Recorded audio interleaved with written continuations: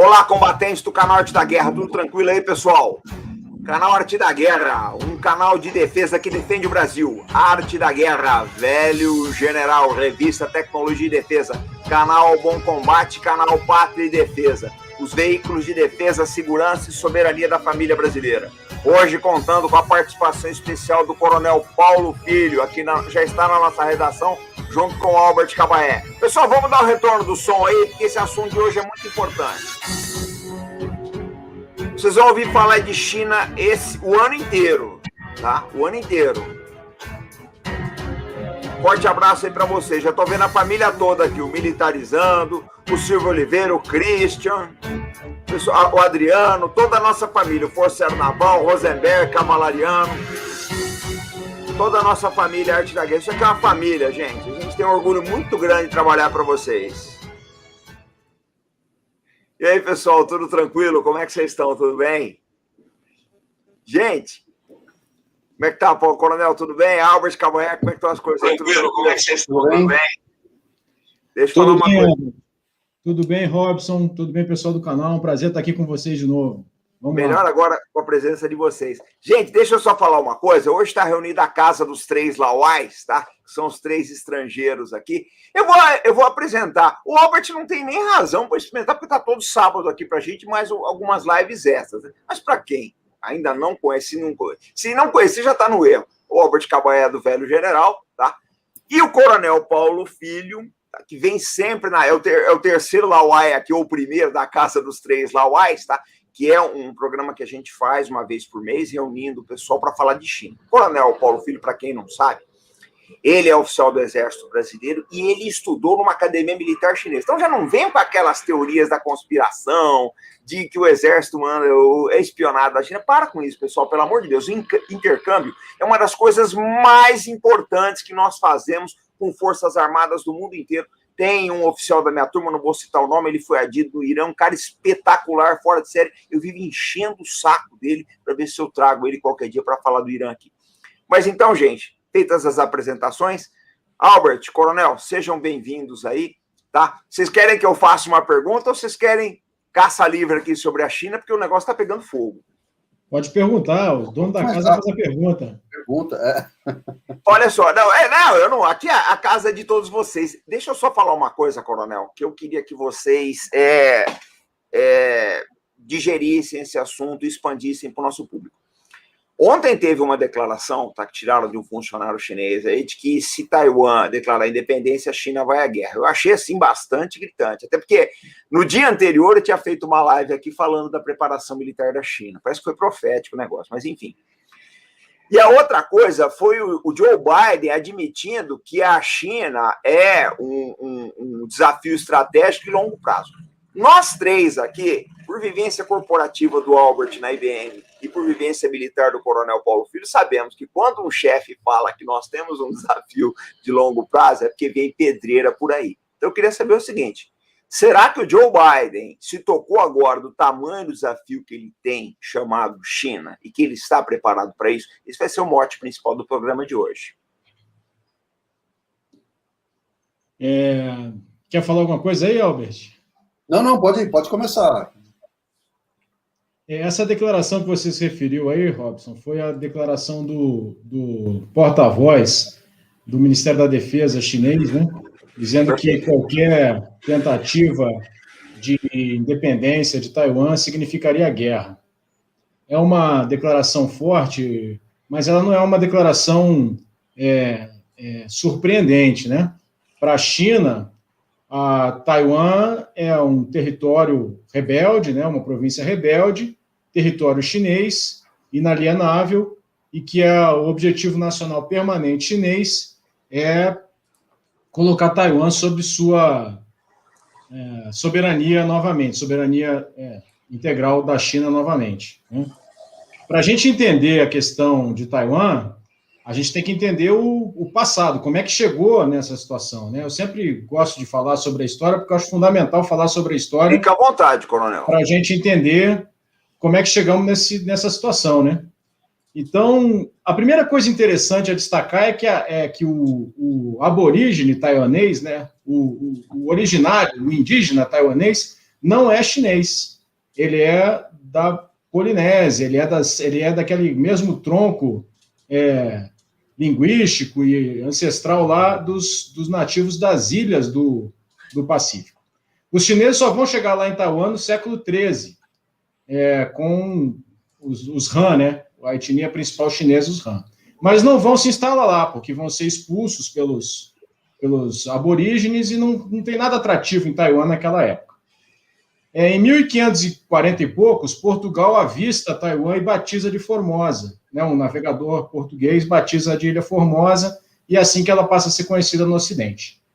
No século XVII, espanhóis e holandeses vão ocupar Taiwan e vão explorar Taiwan colonialmente, né? E nessa mesma época, 1600 e pouco, a dinastia Ming é derrubada na China e entra a última dinastia chinesa, que é a dinastia Qin. Um líder militar Ming, chamado Koxinga, foge para Taiwan, expulsa os holandeses e funda um reino naquele lugar. E dali ele tenta reconquistar a China, recolocar a dinastia Ming no poder. A dinastia que estava na China, Qin, vence essa batalha e, a partir daí, lá no século XVII, a dinastia Qin passa a ocupar efetivamente Taiwan. Ou seja, Taiwan passa a ser China lá no século XVII, só no século XVII. E continua sendo chinês até 1895, quando na Guerra Sino-Japonesa, o Japão fica com Taiwan para ele. E só vai devolver Taiwan para a China ao fim da Segunda Guerra Mundial, em 1945. A Revolução Comunista acontece, em 1949 os revolucionários vencem e, como a gente sabe, Chiang Kai-shek foge para Taiwan. E lá em Taiwan fica o que o Chiang Kai-shek considera o governo legítimo chinês no exílio. E os comunistas consideram que é uma província rebelde. A comunidade internacional, inicialmente, não reconhece os comunistas, né? O Ocidente não reconhece os comunistas. Eu tenho até depois um mapa aí, se quiser mostrar, eu posso compartilhar aqui. Pode colocar aqui, a gente mostra para o pessoal. Vou tentar aqui, vamos lá. Os mapas do Coronel Paulo Filho são excelentes, pessoal.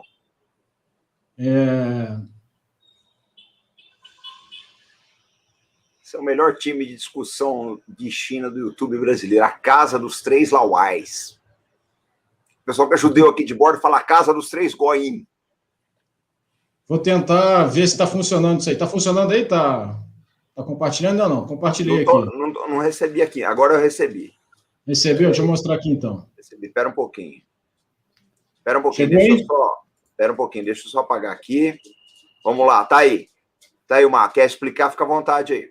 Então, lá em cima, no primeiro quadradinho à esquerda lá, vocês veem em vermelho que logo que há a Revolução Comunista, só quem reconhece o governo chinês, novo, né, o governo de Mao Zedong, então a União Soviética, os países da Europa do leste europeu, né, que eram satélites soviéticos, e a Mongólia.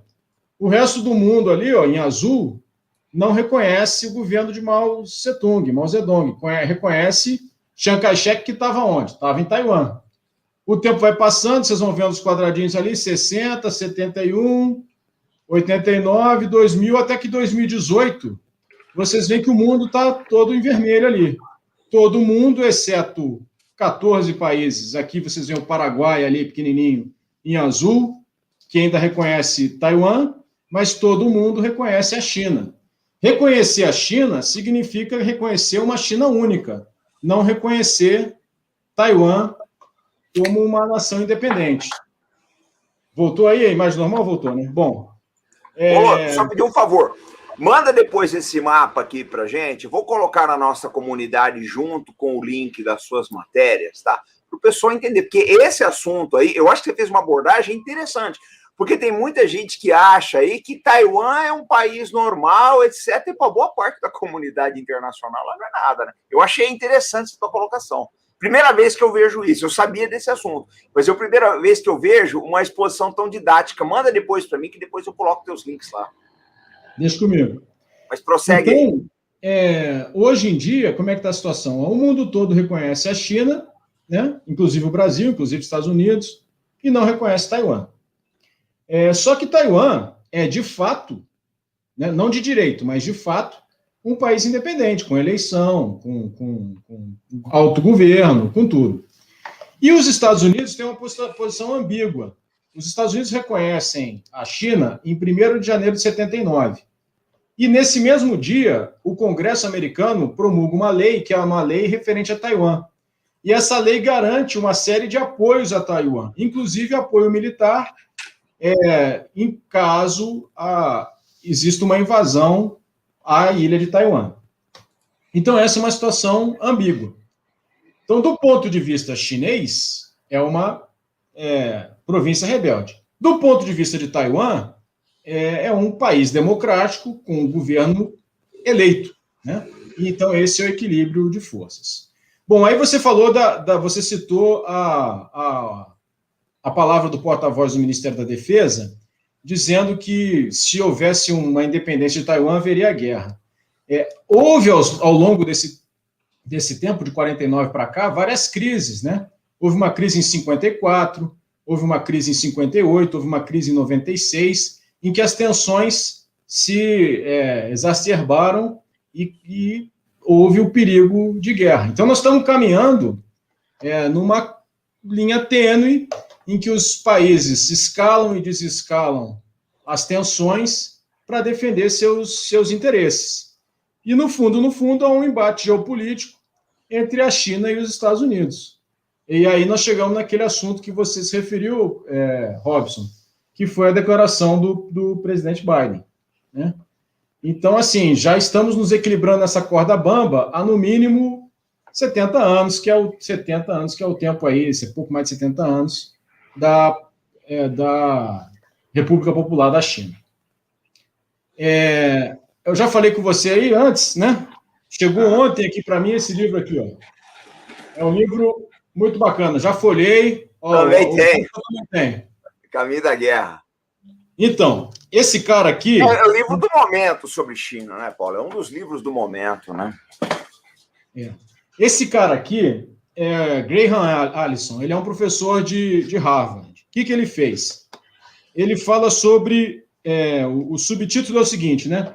Os Estados Unidos e a China conseguirão escapar da armadilha de Tucídides? Exatamente. A armadilha de Tucídides. O que é isso, né? Isso está aqui também, ó. História da Guerra do Peloponeso. Esse aqui é o primeiro volume, de Tucídides. Espera que eu vou te dar destaque aqui, Paulo. Espera que eu vou te dar destaque, você mostra aí. Aqui, ó, História da Guerra do Peloponeso de Tucídides. Bom, o que o Tucídides falou, né? Ele contou a história da guerra entre Esparta e Atenas, a Guerra do Peloponeso. E o que ele escreveu? Ele escreveu que a guerra aconteceu porque Esparta não pôde suportar a ascensão de Atenas e a ameaça que isso representava para Atenas. Então ele chamou isso de armadilha de Tucídides. O que é? Essa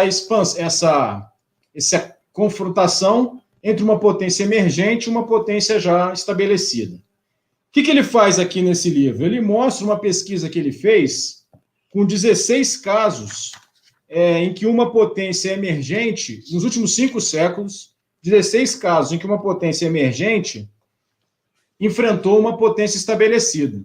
E nesses 16 casos, 12 foram à guerra. 4 não foram à guerra. Então ele cita, por exemplo, né, no fim do século XV, a potência dominante era Portugal e a potência de ascensão era Espanha. Nesse caso, não houve guerra. Depois, a França era a potência dominante e os Habsburgo, a potência em ascensão. Houve guerra. E assim ele vai. China e Rússia contra o Japão, houve guerra. Reino Unido, apoiado por França e Rússia contra a Alemanha, houve guerra. Então ele conta e ele explica por que há o risco de uma guerra entre China e Estados Unidos, amparado na armadilha de Tucídides. Ele diz muito claramente, a guerra não é inevitável, certo? A guerra pode ser evitada, mas para que ela seja evitada, tem que haver uma série de ações de ambos os lados para que essa guerra não ocorra.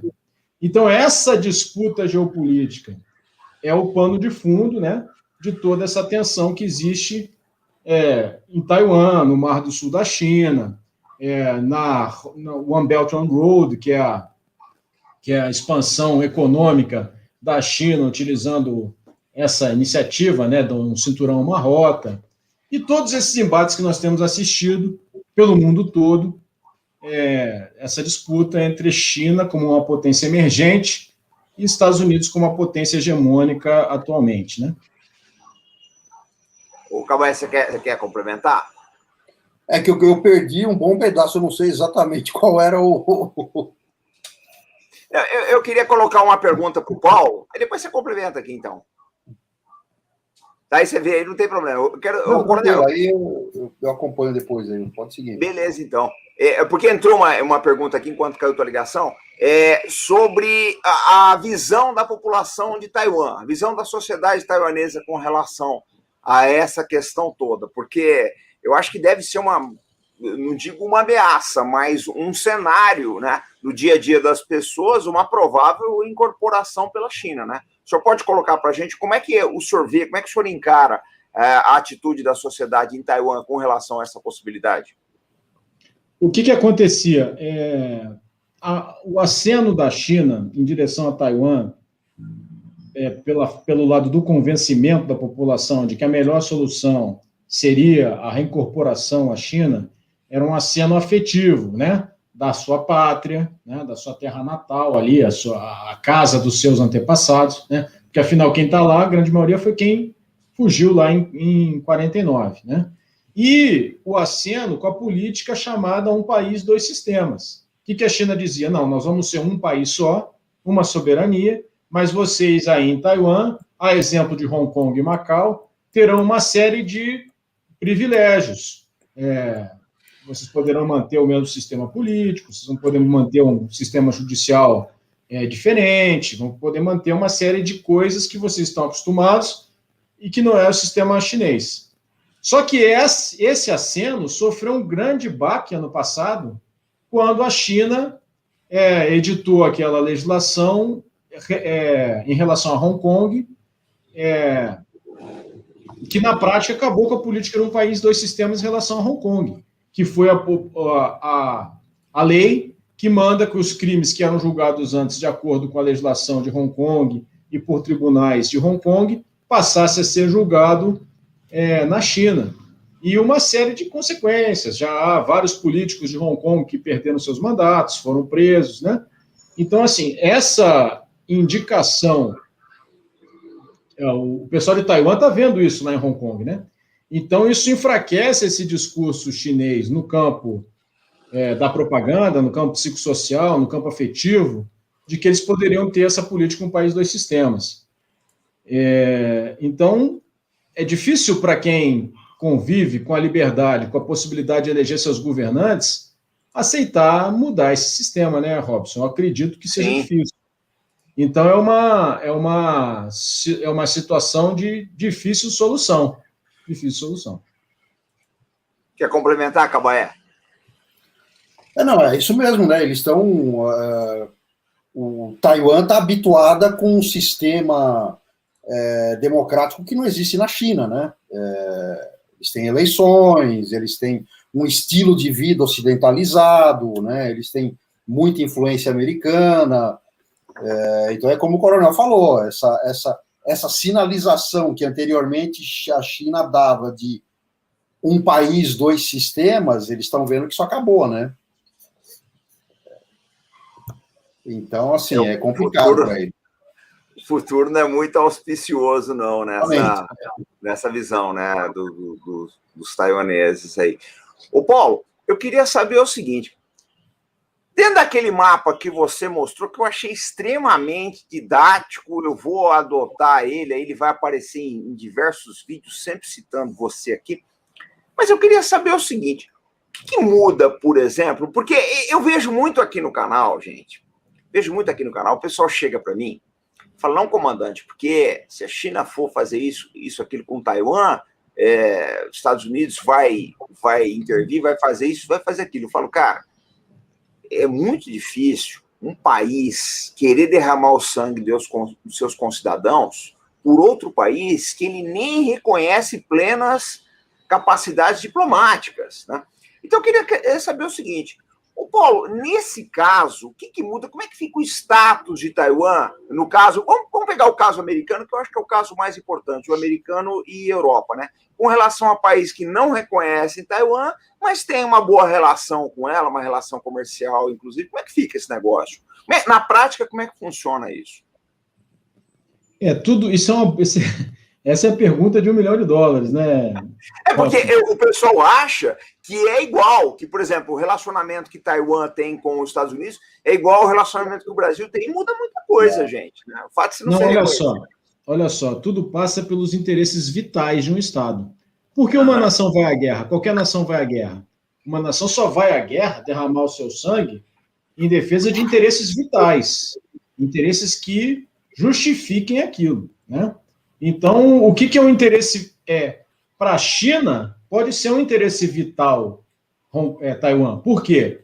Porque no modo de pensar chinês, Taiwan é o último resquício do século de humilhações lá do século XIX. Exatamente. Talvez a gente possa falar sobre o século XIX da China aqui, mas o século XIX foi um século muito difícil para a China, né? E Taiwan, na cabeça do Xi Jinping, é o último resquício das humilhações do século XIX. Então, para a China, Taiwan é um interesse vital. Ponto. Para Taiwan, a sua própria liberdade é um interesse vital. Então, Taiwan vai à guerra pela Taiwan, propriamente dito, o exército de Taiwan, a ilha de Taiwan, vai à guerra pelos seus interesses vitais. A pergunta que a gente tem que fazer é o seguinte: para os Estados Unidos, para a Europa, para qualquer outro país do mundo, Taiwan significa interesses vitais? É uma pergunta. Fora de série. Porque não é só também tem o seguinte: pode ser um interesse vital do ponto de vista econômico, geopolítico, pode ser, né? Taiwan, como disse o MacArthur, é um porta-aviões eternamente ancorado em frente à China. Do ponto de vista geopolítico, geoestratégico, do ponto de vista militar, Taiwan está sob a influência norte-americana, pode ser muito importante. Então, mas é um interesse vital? Não sei, é uma pergunta que eu não tenho resposta. O tempo só vai responder, né, gente? É uma pergunta que ninguém tem resposta. E essa pergunta, ela pode ser respondida pelo Robson de uma maneira, pelo Paulo Filho de outra, pelo Albert de outra. Pelo presidente dos Estados Unidos A, pode ser respondida de uma maneira, pelo presidente B, de outra. Não, o Paulo deu uma resposta brilhante agora, cara. Eu sei que eu joguei uma pergunta, uma casca de banana para você, mas saiu bem pra caramba dessa daí, cara. Saiu muito bem. Uma resposta. Ô, Cauê, você quer complementar alguma coisa aí nessa questão? Que já escreveu bastante. Os Estados Unidos têm um acordo com Taiwan, né, de proteger Taiwan. Então, eles vendem muitas armas. No governo Trump, ele autorizou a venda de muitas armas, foram 2 bilhões, ou enfim, não me recordo agora o número, mas ele autorizou a venda de muito armamento para Taiwan. Agora, é o que ele colocou, o que o coronel colocou. Até que ponto uma coisa é você vender armas e se comprometer a entregar suprimentos, né, etc, etc. Outra coisa é você enviar tropas efetivamente. Na hipótese, e a gente espera que não chegue, mas na hipótese de que a China fosse às vias de fato por Taiwan, os americanos defenderem Taiwan significaria entrar em guerra direta com a China. Será que eles estão dispostos a isso? Eu não sei. Eu também não tenho essa resposta, mas... Não, essa realmente acho que já foi o ponto alto do nosso debate aí, esse questionamento. Mas eu precisava trazer isso. O Osório aí, aliás, Osório, parabéns, hein? Tem o nome do maior soldado de todos eles, Manuel Luiz Osório. Aí, ó, o pessoal da cavalaria já fazendo lobby aqui nesse canal. É impressionante o lobby da cavalaria. Toda a live do Paulo Filho, parece que se organizam isso. Nós vamos fazer uma CPI para apurar esse negócio. Tá aqui, ó. Tá sempre do meu lado. Espera aí, Paulinho, que eu vou te dar destaque aqui. Espera aí. Manuel Luiz Osório. E para não falarem que eu não falei do Caxias, tá o Caxias aqui também. Caxias também tá. Não, duas figuras fora de série na história brasileira, muito importantes, serem sempre lembrados aí. Eu acho que o Brasil teve sorte com as suas lideranças até hoje. Com as suas Mas então, o Osório estava lembrando ali, quando ele falou que Taiwan é líder de semicondutores, uma coisa muito importante. Taiwan é um dos tigres asiáticos, né? Taiwan tem uma economia fantástica para o seu tamanho, tem muita tecnologia. Então, assim, Taiwan é um caso de sucesso, embora Taiwan não seja um país reconhecido por 99% dos outros países, Taiwan é um caso de sucesso, né? A sua população vive em condições dignas, é um país com uma economia pujante, então, isso é um outro fator a ser considerado nisso tudo. Né? Eles vendem semicondutores e tecnologias, inclusive para a China, né? Exatamente. Sim. O comércio de Taiwan com a China, a China é o maior parceiro comercial de Taiwan. Exatamente. Não poderia ser diferente, né? Mas são vários complicadores e vários aspectos a serem considerados nessa balança toda aí. Não é uma coisa simples, não, gente. Ali não é preto e branco, não. O negócio é bastante complicado, né? O negócio é bastante complicado. A gente não pode simplificar essas condições, não. São extremamente complexas, porque eu acho o seguinte, Paulo, eu acho que o bacana, tá? Tanto os artigos que o Cabaé como você fazem, que nos esclarecem bastante, é que vocês aprofundam a história daquela região, pessoal, é muito conturbada. A China são 4.000 anos de história, só a China. A questão de Taiwan tem 70 anos, então é uma relação, uma história relativamente nova naquele cenário ali. Se vocês olharem isso, né, se vocês forem olhar tudo, Taiwan teve pendurado mais tempo na China do que separado. Então, é um período assim... Eu estava ouvindo um sul-coreano falar uma coisa, e é verdade. Falou, olha, isso que vocês estão vendo é uma exceção da nossa história. Essa separação toda motivada pela Segunda Guerra Mundial é uma exceção da nossa história, né? A regra foi viver junto, ser tudo uma coisa só, né? Então, a gente não pode chegar, pessoal, e analisar a coisa de maneira fria, não, esse é inimigo desse, vão à guerra. Existem diversos meandros aí, diversas filigranas, né? E o Paulo e o Albert estão ajudando a gente aí a entender esse cenário bastante complexo, pessoal. Não tem, nessa história, o que menos tem é simplicidade, tá? Eu peço bastante cautela. O Ping, que falou que era muito cedo ainda para avaliar o resultado da Revolução Francesa? Sim, faz com o Xu Enlai. O chinês, ele olha o mundo assim como uma coisa... Eles têm muita paciência, cara. Eles têm muita paciência. Eu me lembro que os 70 anos que Taiwan está separado da China é nada na história da China. Né? Nada. Uma coisa que a gente tem que levar sempre em consideração quando a gente está fazendo esse tipo de análise também são as lideranças, né, Albert e Robson, a figura das lideranças, né? O Xi Jinping é uma figura muito interessante de se estudar, de se entender, ver como é que ele pensa, né? Então, o Xi Jinping... Cadê ele aqui? Esse cara aqui, né? Peraí, Paulo, que eu vou te dar destaque aqui. Só um minutinho. Vou dar destaque aqui para você. Peraí. Xi Jinping. Esse aqui é um livro com os discursos dele, né? A governança da China. Esse cara, é interessante a história dele. Ele era filho de uma autoridade, né, do Partido Comunista, uma autoridade importante, um companheiro de Mao Tse-tung, que chegou à posição de vice-premier e caiu em desgraça na Revolução Cultural. Foi preso. E quando ele foi preso, os filhos foram mandados para campos de reeducação no interior da China. O Xi Jinping foi um campo de reeducação. E as condições eram tão adversas naquele campo que a irmã do Xi Jinping se matou, se enforcou. Então, vocês vejam a tamanha adversidade que ele enfrentou como jovem, né? E ele se decidiu dar a volta por cima. Então, ele decidiu se comunizar, ser o mais comunista de todos os comunistas. Esse cara tentou entrar no Partido Comunista 9 vezes, com insucesso. Ele só foi aceito no Partido Comunista na 10ª tentativa. Aí ele fez a faculdade lá, a faculdade de Tsinghua, estudou engenharia na faculdade de Tsinghua e virou um burocrata do partido.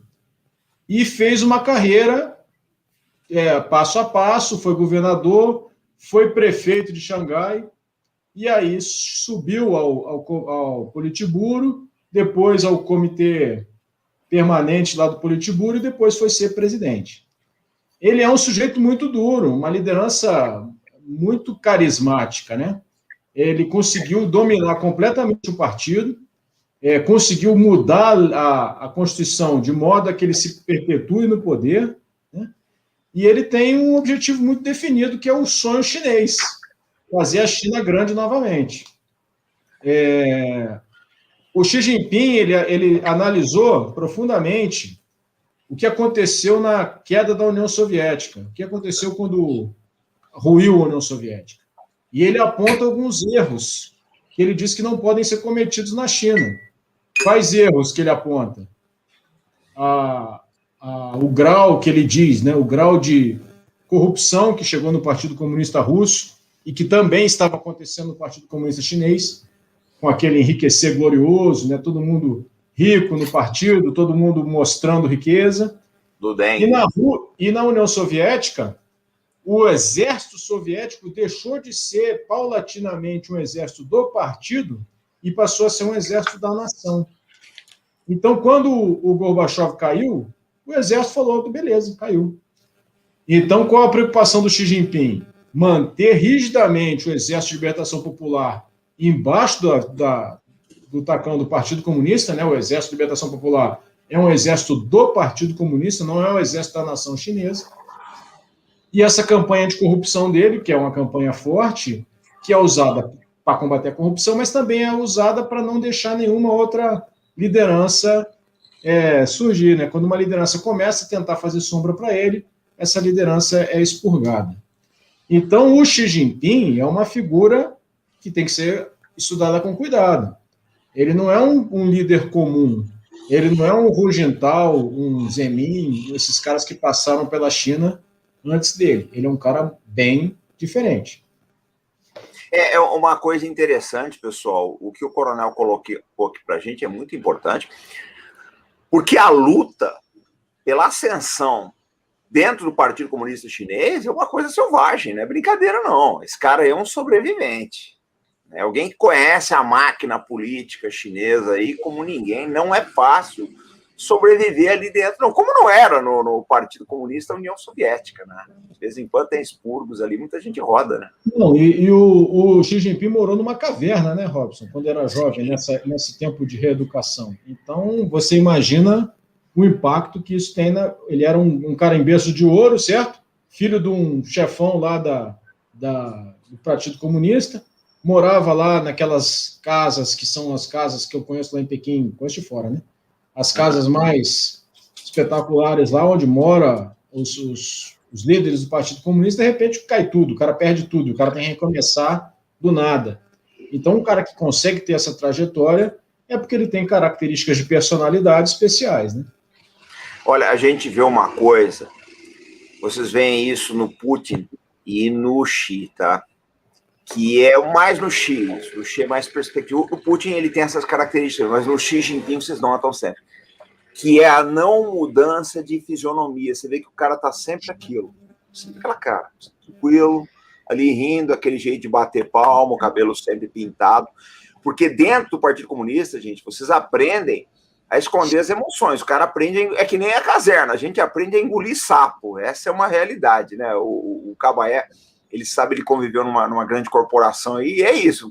Quanto mais o cara sobe no escalão ali, mais ele vai aprendendo a engolir sapo e não demonstrar as emoções. Então, realmente, ele é uma raposa de sobrevivência política nessa China moderna. Cabaé, quer complementar aí, camarada? O Putin, de vez em quando, você ainda vê ele sorrindo e tal, né? O Xi só sorrindo. Você nunca sabe se ele está... Você nunca sabe se ele está sorrindo, se ele está contente, se ele está feliz, se ele está puto, se ele está... É o sorriso do lagarto, né? Você falou aí, Robson, eu lembrei que nesse livro aqui fala exatamente sobre isso. Ele entrevista um cara que é muito próximo do Xi Jinping, e esse cara fala exatamente isso, que ele é muito capaz de esconder completamente suas emoções, né? Eu não estou encontrando aqui agora a citação, mas aqui nesse livro que eu já falei, ele fala sobre isso. Vou te dar o destaque, pode mostrar ele aqui. Ó. Pessoal, esse livro tem na lista de desejos tanto do Velho General quanto do Arte da Guerra, tá? Então depois aí vocês dão uma força pra gente aqui, porque eu falo sempre que a venda de livros aqui para todo mundo garante uns caraminguás aí, vocês vão se instruindo, que eu acho que é uma coisa importantíssima, tá? Livros, meus amigos, leiam livros. Não dá para o cara se achar que vai entender de China lendo tweet, o melhor que seja tweet, e análise de 5 linhas não vai dar. Então, assim, eu tenho estudado bastante o assunto, que não falta. 2 aqui, fundamentais também, já mostramos aqui antes. É que eu vou te dar destaque aqui, Paulinho. Pronto. É do Kissinger fora de série. Né? Ordem Mundial e sobre a China. Então, assim, temos que ler. Temos que ler. Se não ler, não... O meu tá aqui, não sai da minha... O meu tá todo riscado já, tá todo com anotações paralelas aqui. Gente, olha só. Eu acho assim, nos últimos anos, nós somos brindados no Brasil com uma série de livros muito bons sobre a China, tá? Esse que o Coronel mostrou sobre o conflito, o do Kissinger, tá? O próprio livro, que eu cito sempre aqui, da Sona Bride, o Lauá, é muito bom, porque é visto por uma pessoa distanciada, tá? do aparato político. A Sônia, ela tem a visão de uma turista, de uma repórter que foi lá fazer algumas coberturas e tal, e a visão dela não é a visão politizada. Eu gostei muito, porque ela mostra o dia a dia das pessoas na China. Isso é muito bom. Eu falo sempre... Mauro, a gente vai trabalhar a tua pergunta, só um minutinho.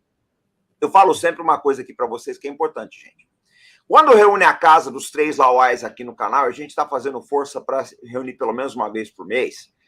Eu falo sempre que dos 3, eu sou passageiro de patrulha. Por quê? Porque a passageiro de patrulha é aquele cara que só acompanha.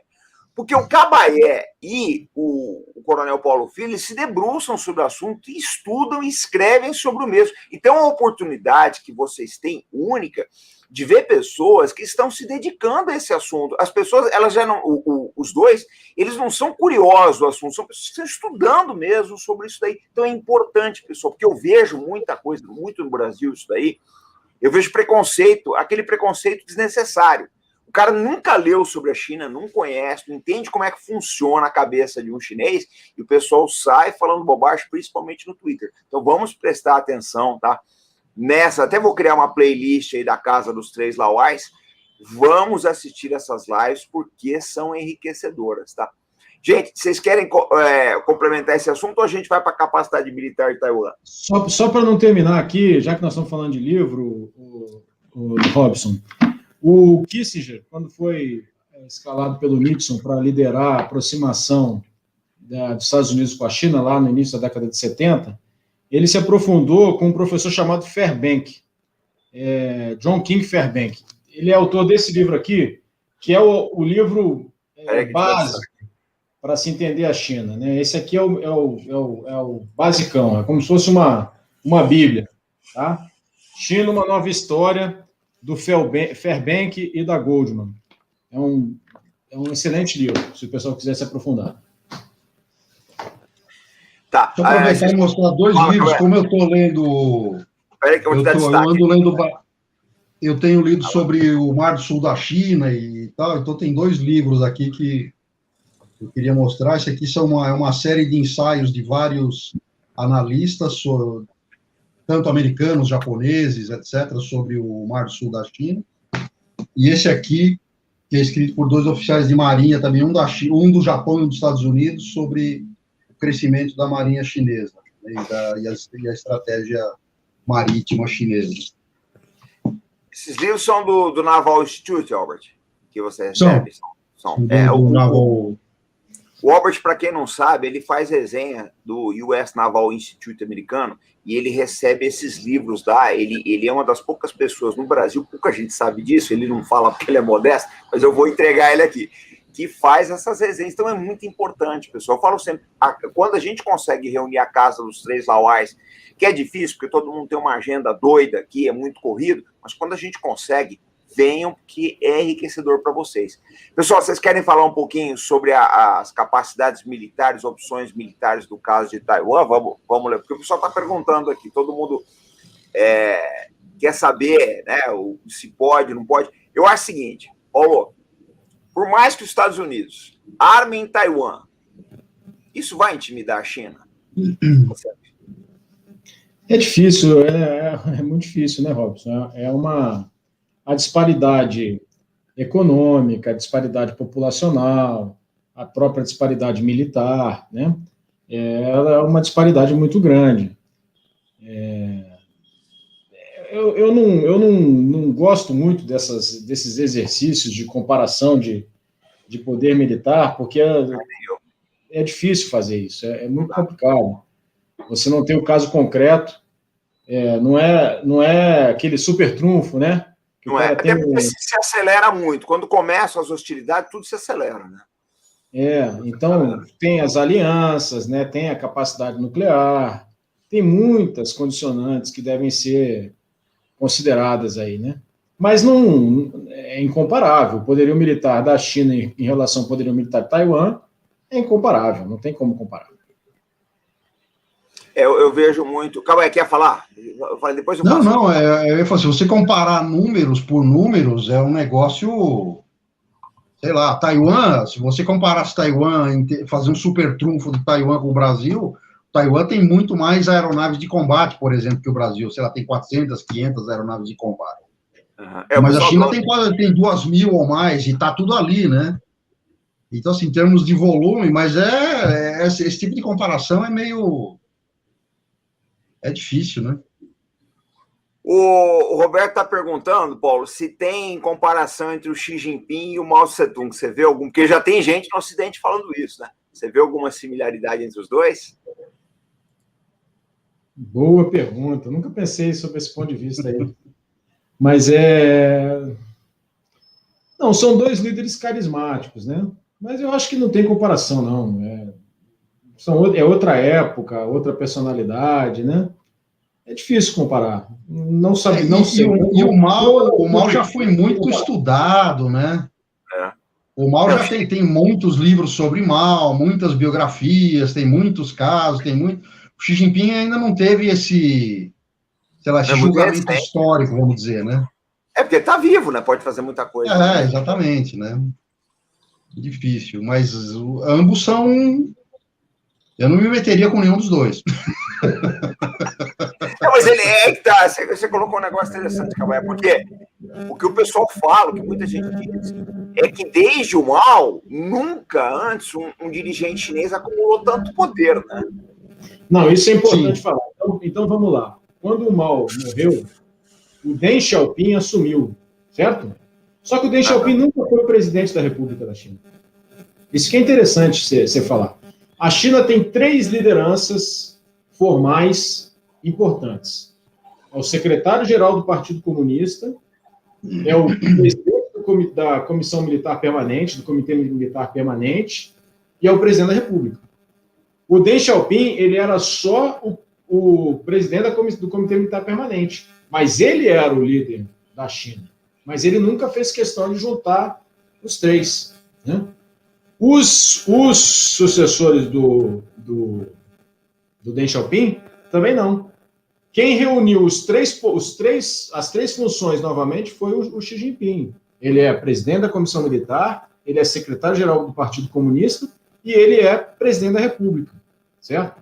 O Xi Jinping inseriu o chamado pensamento de Xi Jinping, né? Que eu tenho aqui um livro desse de pensamento de Xi Jinping, Governança da China, na Constituição da China, que é uma coisa que só quem tem seu pensamento inscrito na Constituição é o Mao Zedong. Então, assim, é uma liderança como não surgia na China desde, talvez, da morte de Deng Xiaoping, né? Mas com características completamente diferentes de Deng Xiaoping.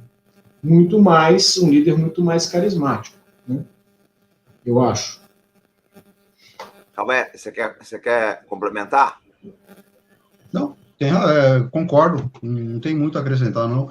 É que eu acho que, assim, a comparação é difícil por causa do que eu falei, né? O Xi Jinping está vivo ainda, né? Sim, exatamente.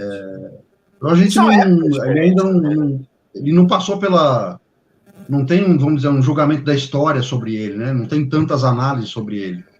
Mas ambos são líderes sagazes, vamos dizer assim, né? Muito sagazes. Eles conseguiram ler suas épocas, né? Isso é uma coisa importante também. Conseguiram ler bem a época deles. Porque, pessoal, eu acho o seguinte, né? Aqui eu quero fazer um porém. Como todos os senhores aqui, a gente gosta bastante de ler sobre a China, etc. E eu vejo muita gente criticando o Mao Tse Tung isso, como se o Mao Tse Tung ele tivesse surgido do nada. Do nada, um belo dia apareceu o cara ali que matou 70 bilhões. Não foi assim. A gente tem que estudar, é o que o coronel colocou logo no começo da live, a história da China no século XIX, o século da vergonha, essa coisa toda. Então, o Mao Tse Tung, gente, ele não brotou do nada. Ele não surgiu assim, pum, um belo dia, fumaça apareceu. Não, cara, vai sendo construído. Vai sendo construído. O Império Chinês, a monarquia chinesa cai em 1910, 1911, aí, né? Entra a República não teve condições de segurar o país, de proporcionar segurança, progresso, o que quer que seja. Vem a invasão japonesa, vem a Segunda Guerra Mundial. A China só tem a autoridade central restaurada em 1949, com a vitória da Revolução Comunista. Então não adianta a gente querer achar que, não, olha, o Mao Tse-tung ele surgiu num ambiente, o ambiente era pacífico até a chegada dele, e de repente ele matou 70 milhões. Não, pessoal, vocês têm que olhar a história de como o país chegou nisso. Porque eu sei que foi uma carnificina, de repente, talvez outra liderança tivesse sido pior ainda, a gente não tem condições de saber, gente. O fato é, se vocês começarem a estudar a história da China, as guerras do ópio, revolta dos boxers, rebelião Taiping, etc., vocês vão ver o seguinte, que a Revolução Comunista foi mais uma, foi só a última, mas foi mais uma. Ela tem a característica de ser a última, mas ela foi mais uma. Era um conflito atrás do outro. A gente olha o Brasil, que não se acede numa democracia, tá? Incruenta, porque as lutas que nós temos aqui não geram sangue, vamos ser sinceros. São disputas de gabinete, de congresso que a gente está vendo aí para a liderança da Câmara. Na China não foi isso. Estourava uma revolução, você tinha que mandar tropas estrangeiras, dar forças navais, fuzileiros, o exército fazendo bloqueio, etc., e morria milhões de pessoas. Quando não morria de tiro, morria de fome. Então, é isso que a gente tenta colocar para vocês aqui, que o Mao Tse-tung ele não surgiu do nada, ele não é um personagem que nasce dissociado do seu período histórico. Tem todo um contexto, tá, pessoal? Então, toma cuidado quem está mergulhando nesse mundo chamado China agora, porque se vocês entrarem só com essa visão, né, de mal, o mal era ruim, mal, né? E o resto bom, vocês vão quebrar a cara. Vocês não estão estudando China, vocês estão fazendo um exercício de preconceito, mas isso não é estudar China, né? Desculpa aí a intervenção mais longa. Eu acrescentaria só o seguinte, um sujeito bonzinho e de bom coração não unificaria a China. Provavelmente não. O negócio foi terrível ali, gente. Pessoal, o coronel quer complementar esse assunto aqui do mal? Não, assim, o ponto que você colocou é interessante, Robson. A China são 4.000 anos de história. 4.000 anos de história. E o chinês, ele entende a história de uma maneira diferente do ocidental. Ele entende a história de uma maneira cíclica. Cada dinastia que ia se sucedendo era um ciclo com começo, meio e fim. Então, o imperador recebia do céu o mandato do céu para governar sobre tudo que existisse abaixo do céu. Né? Era o Império do Meio. Era o chamado Império do Meio. Tudo que existisse abaixo do céu. Só que o imperador, aí que está uma coisa muito interessante, ele podia perder o mandato. Quando que ele perdia o mandato? Quando aconteciam as tragédias, quando aconteciam as fomes, as pestes, as guerras, as invasões. Aí o povo considerava o seguinte, não, isso está acontecendo porque aquele governante perdeu o mandato do céu. Foi assim que se sucederam todas as dinastias. Então, isso está muito entranhado no inconsciente coletivo chinês, na maneira do chinês pensar. Isso está entranhado, isso vem, nós podemos falar aqui do confucionismo, vem do taoísmo, depois também do budismo, uma maneira de encarar a vida, de encarar as coisas, encarar os acontecimentos, muito diferente da maneira do ocidental. E esse ciclo ele vem vindo com esse começo, meio e fim circular, até que acontecem as grandes... E a China sempre uma potência mundial, né? Durante todo esse tempo, vamos lembrar, sempre uma potência mundial. Invenção da pólvora, invenção da bússola, invenção... Em paralelo ao Império Romano, né, Paulo? Em paralelo, coexistiram. Coexistiram. Na verdade, o primeiro império lá atrás coexistiu com o Império Egípcio, né? Começou lá atrás, só que eles vêm numa linha constante, né? A China é muito mais do que um povo, a China é uma civilização, né? Então não dá para a gente pegar 70 anos de Partido Comunista e achar que, e achar que tudo é fruto do comunismo. É lógico que o comunismo tem uma influência marcante, fundamental, é ele que governa hoje, tudo bem. Mao Zedong teve todo esse papel. Mas só que no inconsciente coletivo, na maneira de pensar do chinês, tudo isso vem junto. E isso está no pensamento do Xi Jinping como? No sonho chinês, em reconstruir o, entre aspas, Império do Meio, né? A preeminência que a China sempre teve. O normal na cabeça dele, não estou dizendo que isso está certo, o normal na cabeça dele é o seguinte, a China sempre foi a maior potência. Isso que está acontecendo nesses últimos 200 anos é um acidente histórico, certo? Isso nós temos que voltar para o que sempre foi. Mais ou menos isso. Lógico que isso tudo é uma simplificação, né? Mas é mais ou menos isso. E os chineses sempre tiveram líderes, vamos dizer assim, o governo ou o líder da vez sempre foi alguém, uma liderança forte, autoritária, né? Isso é outra discussão muito bacana. Existem valores universais? Essa é uma boa pergunta. Eu acho que existem, né? Eu acho que liberdade é um valor universal. Eu acho que todo ser humano acredita na liberdade. A verdade é um valor universal. Não existe uma cultura que cultue a mentira. Falar a verdade é um valor universal, né? Eu acho isso. Só que o chinês, ele não concorda com isso. Pelo menos os chineses que eu conversei. Ele diz que não existem valores universais. Cada cultura tem seu valor. Então, ele diz o seguinte, que para nós, ele fala, né, o chinês, para o chinês, a liberdade não é um valor universal. O valor universal é o progresso, é a harmonia, é outros valores. Ele fala isso, logicamente, para justificar, né, a falta de liberdade. Então, é um ponto de vista que ajuda ele, claramente, né? Mas isso é outra discussão aí, Albert. Outra discussão. Mas aí tá, vocês colocaram um ponto importantíssimo aí, né, pessoal? Porque o problema todo que eu vejo, e eu venho batendo nisso em várias lives, Paulo, e batendo, o Albert sabe, a gente faz muito programa junto, o problema é o choque que pode ter do Ocidente querer impor, e não só a liberdade, mas outros valores também, para chineses e russos, gente. Nós estamos falando de uma coisa muito complicada. O Putin já deu esse alerta em Davos aí, tá? Porque o que está acontecendo? Nós tivemos o caso recente dos Estados Unidos. Tivemos um presidente em uma eleição super conturbada. Eu não vou entrar no mérito aí se foi roubada, se não foi, não vou entrar nesse mérito. Eu só quero dizer o seguinte, que o presidente dos Estados Unidos chega à cadeira na Casa Branca não representando totalmente a sociedade americana. Ele chega à frente de uma sociedade bastante dividida. Não era o caso que acontecia em outras épocas aí que o presidente representava um desejo médio. O meu medo é o seguinte, esse presidente, ele chega na Casa Branca, tá? Empossado, né?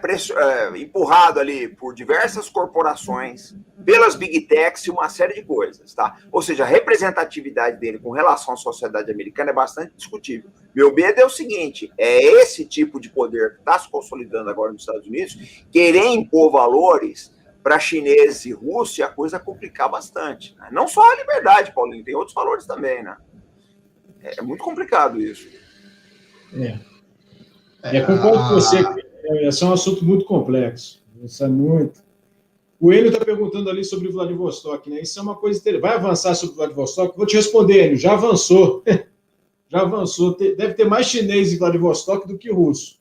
Eu estou dando... Isso aqui é uma brincadeira, um chute, eu não tô afirmando isso, né? Mas eu visitei Harbin.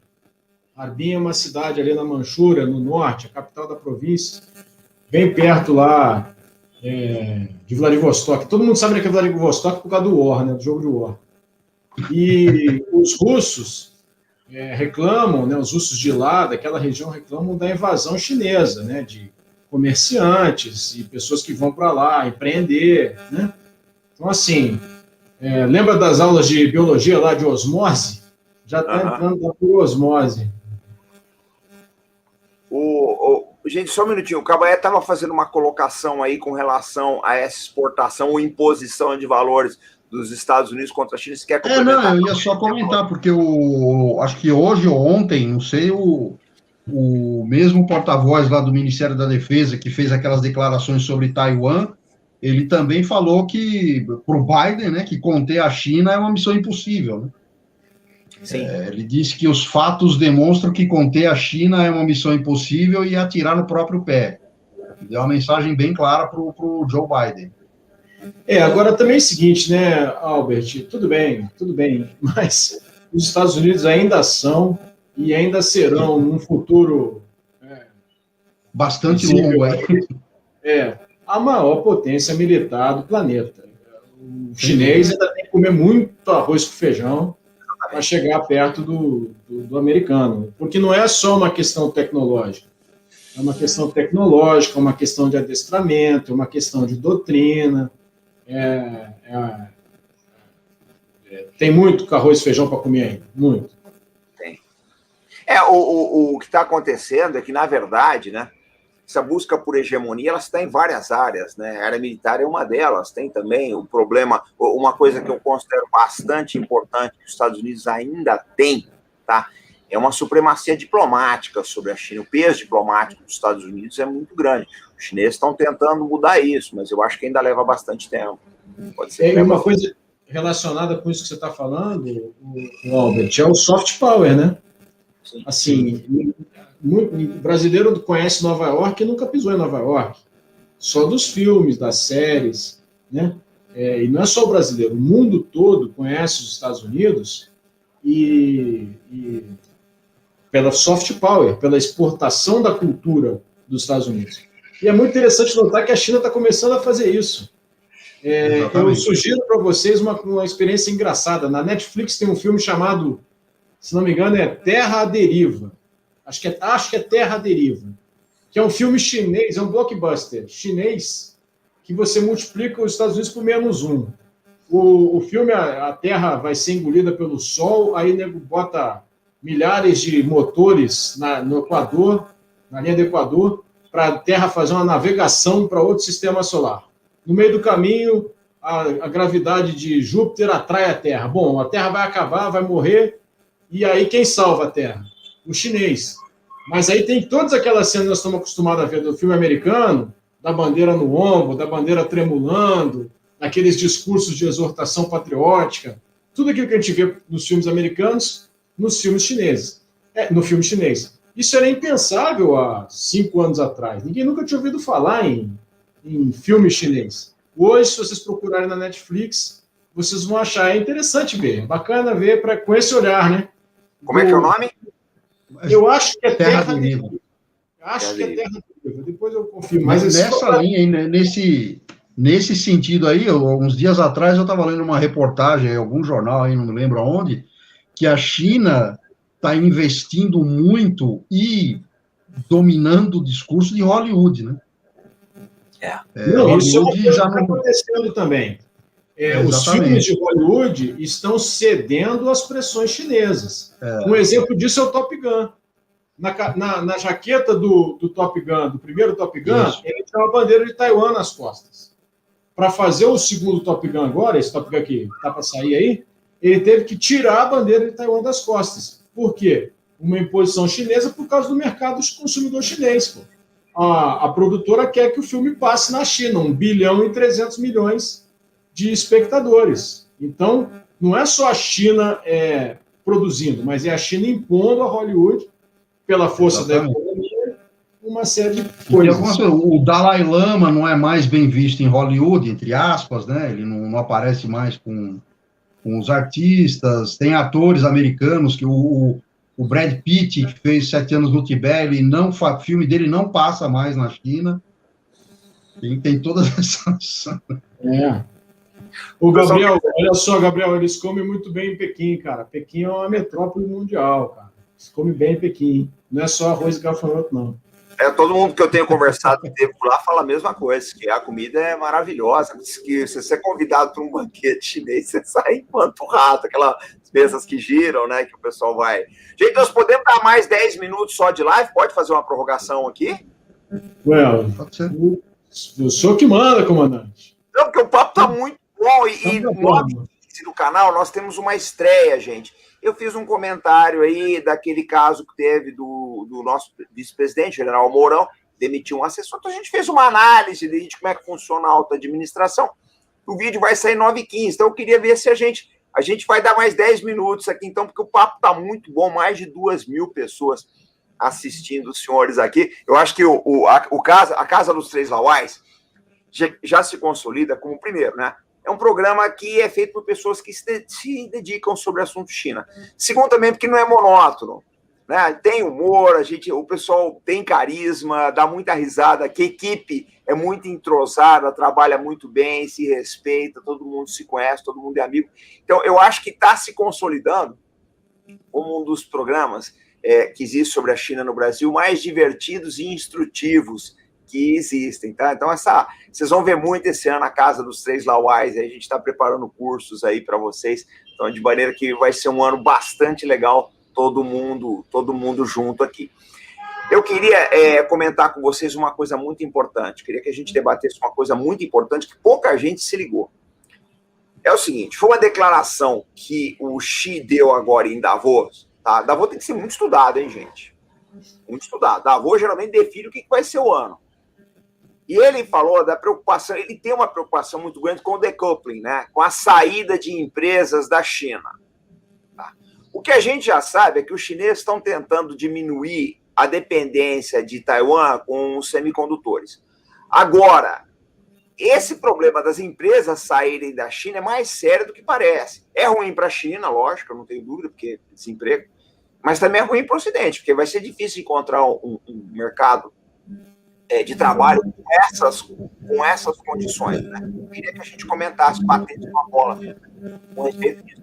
Será que as empresas americanas, principalmente, vão ter sucesso e sair da China? Vocês acham isso possível? Eu não apostaria muito nisso, não. Porque, assim, você imagina você montar uma fábrica para montar, celular para a Apple, por exemplo. Teve um investimento gigantesco, e não é só o investimento na fábrica em si, é o treinamento dos funcionários, você já tem uma cadeia de fornecimento ali adequada àquele local, você tem uma linha logística já operando, uma distribuição. Você não muda isso de país assim, de uma hora para outra. É uma interrupção que eu duvido muito que muitas empresas estejam... Mais fácil falar do que fazer, Cabanha. É muito mais fácil de falar, do que fazer. Eu acho que talvez, Albert e Robson, a pandemia provou que algumas coisas, né, vão mudar.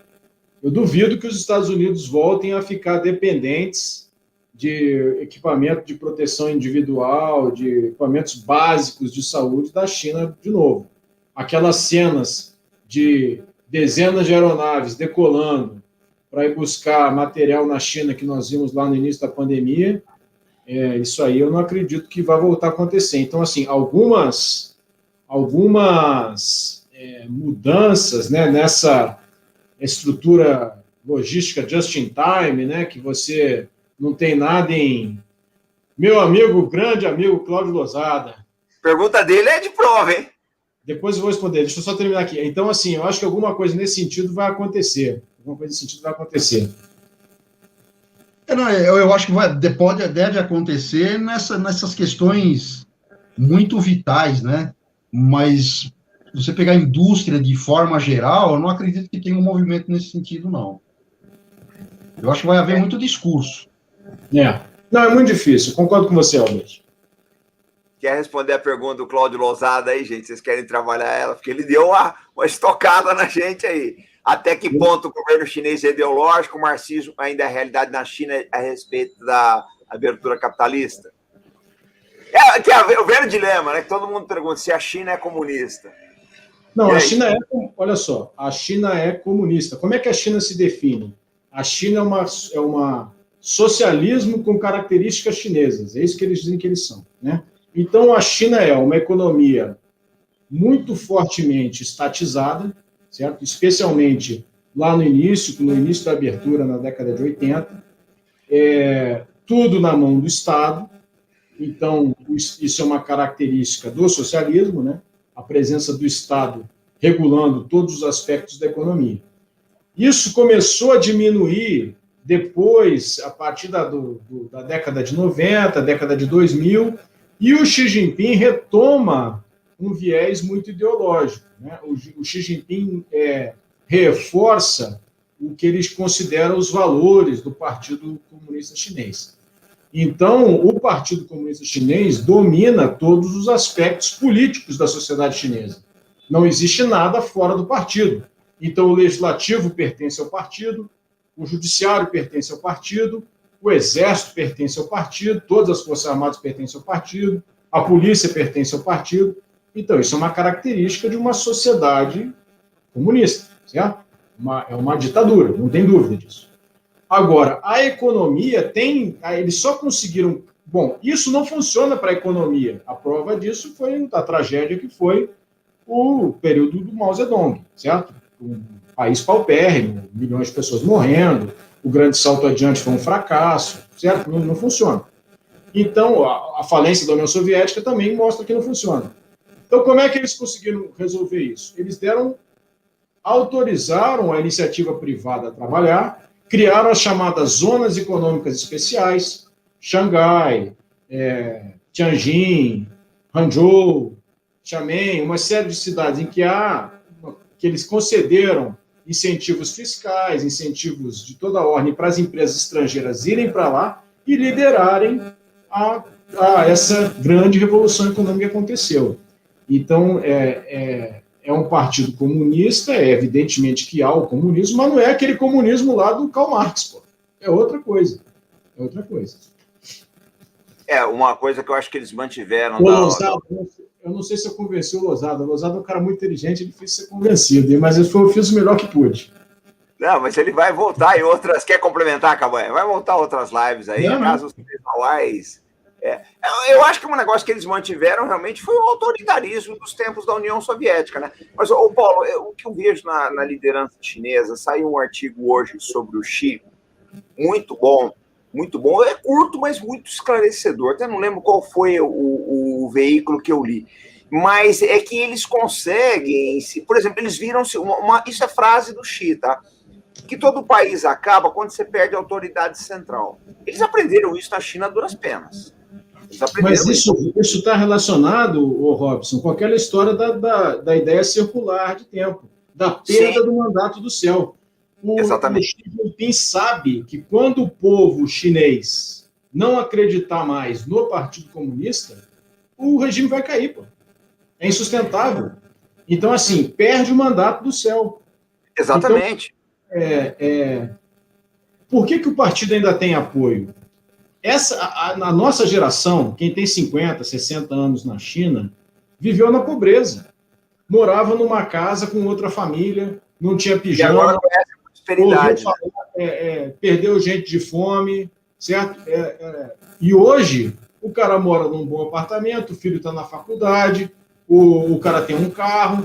Então, ele fala assim, não, até aqui, tudo bem. O partido me trouxe até aqui. Mas qual é a dificuldade daqui para frente? Os filhos desse cara, essa geração que vem agora, não viveu aquilo lá atrás. Ela nasceu numa situação de progresso econômico. Se a coisa degringolar, se a coisa piorar, aí essa geração vai se perguntar, peraí, pô, por que eu não posso mudar de direção? Por que eu não posso escolher outro dirigente? E o Xi Jinping sabe disso, pô. Ele sabe disso. O que eu acho interessante... Algumas das ações que a China toma externamente também são muito para propaganda interna, né? Para mostrar para o povo que o partido está protegendo a China, está defendendo a China de seus inimigos, etc. Parte das ações da China são nesse sentido.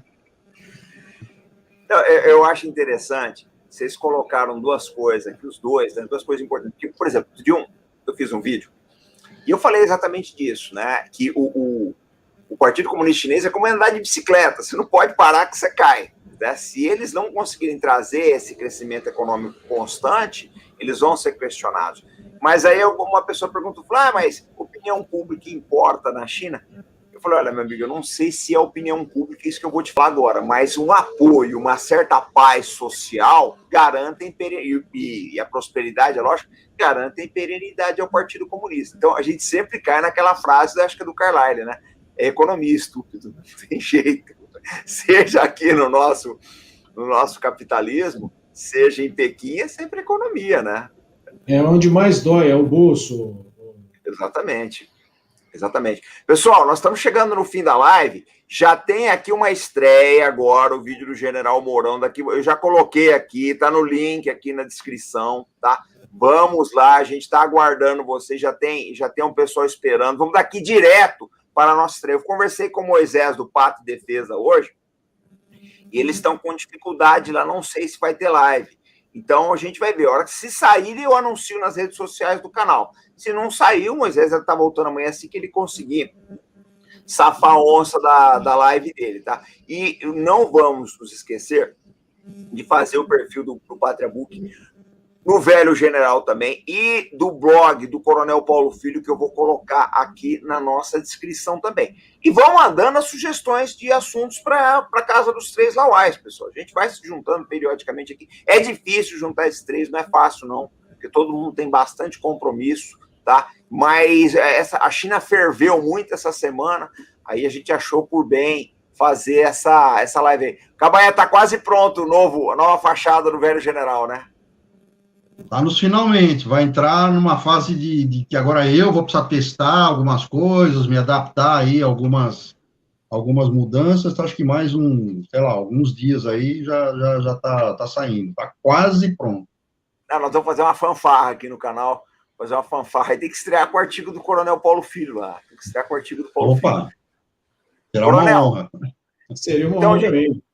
Eu vou deixar as palavras finais para vocês aí, tá? E a gente já vai daqui para o vídeo do General Mourão, onde eu faço uma análise aí da demissão do assessor. A gente fez uma análise aí, padrão de pensamento militar, sistemas de administração, etc. Então, eu queria deixar as palavras finais para vocês aqui nessa... Porque acho que foi uma das melhores casas dos três. É difícil saber qual é a melhor, porque vocês só fazem programas bons. Mas essa foi uma das melhores. Você sempre fala isso, Robson, você vai perder a credibilidade. Fica melhor a cada dia, Paulo. Essa é a verdade. Olha, gente, vocês conseguirem juntar, às vezes a gente não percebe isso. Programa que nem esse, ele encosta num Roda Viva. Por incrível que pareça, eu já vi live aqui, bateu o Roda Viva. E o Roda Viva é caríssimo para fazer um programa daquele, é caríssimo. Aqui não, a gente junta o pessoal em casa com o celular só e reúne todo mundo. Então, eu acho assim, o dia que a gente tiver condições, tiver uma estrutura apoiando, uma divulgação, eu acho que esse programa e outros que a gente quer desenvolver vão trazer muito conhecimento, muita cultura, muita luz para esse Brasil, que é o que o país precisa, né? Então, vou deixar as palavras finais para vocês aí. Não, eu não combinei nada com vocês, mas eu vou dar uma palhinha, mas já falar um pouco do curso da China que a gente está preparando. Tá? Então, para quem tiver interessado em China, aí a gente está trabalhando num curso, vão ser 6 módulos, cada um de nós vai apresentar 2 módulos, e posso falar quais são os módulos? Não? Lógico. Pode? Isso então, dá spoiler, né? Módulo Índia e China, Estados Unidos e China, Tibete e Xinjiang, a iniciativa Belt and Road, Taiwan e Mar do Sul da China. Vai dar um panorama bem abrangente da China contemporânea. Então, aguardem, tá a caminho. Estamos trabalhando bastante nesse curso aí. E assim já põe uma cenoura na nossa frente aqui para a gente correr com o curso também. Não, a gente vai, vamos fazer. É que o pessoal sabe, é muita coisa, a gente trabalha muito aí, pessoal. Não é fácil, então você tem que estar estudando o tempo todo, a gente tem que se atualizar o tempo todo, né? Eu falo sempre, o inscrito, o telespectador, ele pode ficar tranquilo aí, mas a gente tem que estar sempre com informação nova. A gente está que nem o Partido Comunista Chinês, é andar de bicicleta, se parar, cai. Coronel, quer fazer as palavras de despedida aí? Não, só como sempre um prazer estar com vocês aqui, estar com você, Robson, com o Albert, é sempre muito prazeroso para mim. Muito obrigado pelo convite e meu chamamento ao pessoal do canal aí que leia bastante. Vamos ler. Pessoal. É só assim que nós vamos chegar lá. Obrigado, foi um prazer. Pessoal, então vamos para a estreia agora, tá, do vídeo do General Mourão. Vamos apoiar a iniciativa da bomba atômica, porque o não está começando a avançar, já são 2.000 nãos, tá? 2.000 nãos na proposta da bomba atômica, eles vão acabar virando isso. Depois o pessoal reclama da vida, o Brasil não tem defesa, não tem isso, não tem aquilo. Quando a gente leva uma proposição para o Senado, aí o pessoal não apoia. Então estou colocando aqui, tá, o link, vamos apoiar, porque o não está avançando. O não avançou. O não ele foi de 4% para 15%. Aí vocês veem o que vocês querem fazer, tá? E a gente encontra vocês, então, na live do General Mourão, sempre com responsabilidade. Opa, cadê a outra aqui? Peraí. Sempre com responsabilidade, compromisso. Fé no Brasil, pessoal. Até mais. Vamos pro vídeo do General Mourão. Até mais, pessoal. Foi um prazer. Olha, um abração pra ti aí, tá, camarada? Um abraço, ó. Vamos receber aqui.